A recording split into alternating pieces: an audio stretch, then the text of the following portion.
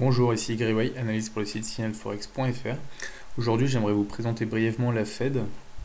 Vous pouvez voir sur le calendrier économique qu'il y a régulièrement des conférences de presse ou les minutes du FOMC qui se tiennent à peu près à un rythme mensuel. Qu'est-ce que c'est déjà le FOMC?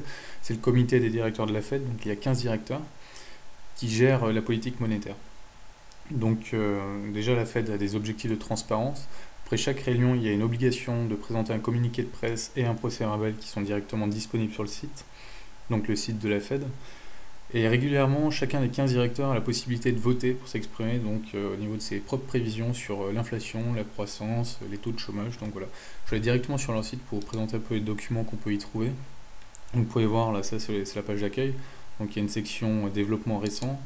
Là, on a un document qui date du 24 et du 25 avril.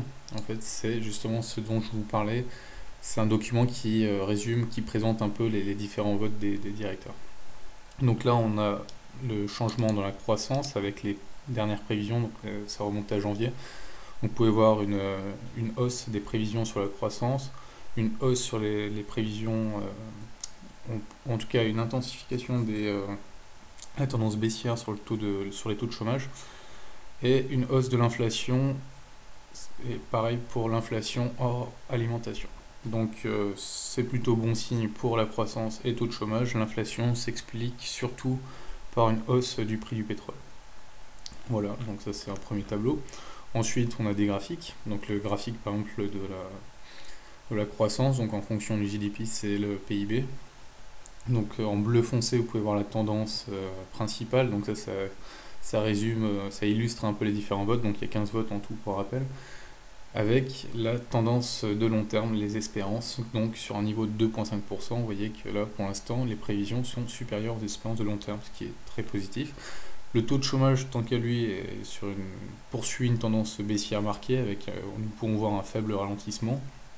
Mais les espérances de long terme ne peuvent pas être atteintes avec la tendance actuelle. Donc voilà. Puis l'inflation est stable avec l'objectif fixé des 2% depuis plusieurs années. Donc voilà, ça c'est pareil, c'est positif. Après on poursuit encore le document, on regarde.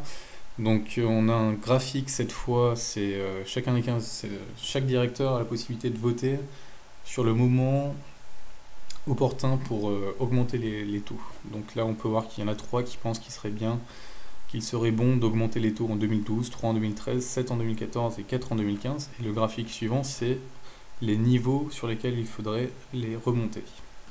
Donc on peut voir qu'en 2012 et en 2013, la majorité pense qu'il faut les laisser, qu'il faut les maintenir sur les niveaux actuels.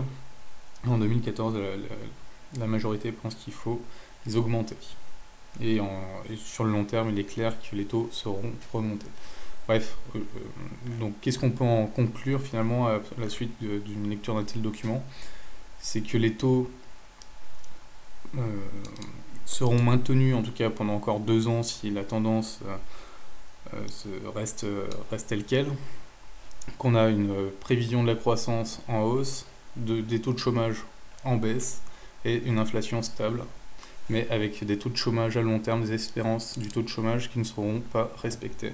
Donc on peut s'attendre, encore une fois, à cette fameuse spéculation sur le quantitative easing, on peut s'attendre à une nouvelle vague de rachat d'obligations à long terme, ce genre de choses, pour justement favoriser une accélération de la tendance à la baisse du taux de chômage. Bon voilà, c'était juste un petit aperçu vite fait de ce qu'on peut trouver sur le site de la Fed. Donc c'est une aide à l'analyse fondamentale. J'espère que ça vous a plu, puis soyez curieux, regardez ce genre de documents, et ça vous permet de vous construire votre propre avis. Voilà, allez, bonne soirée.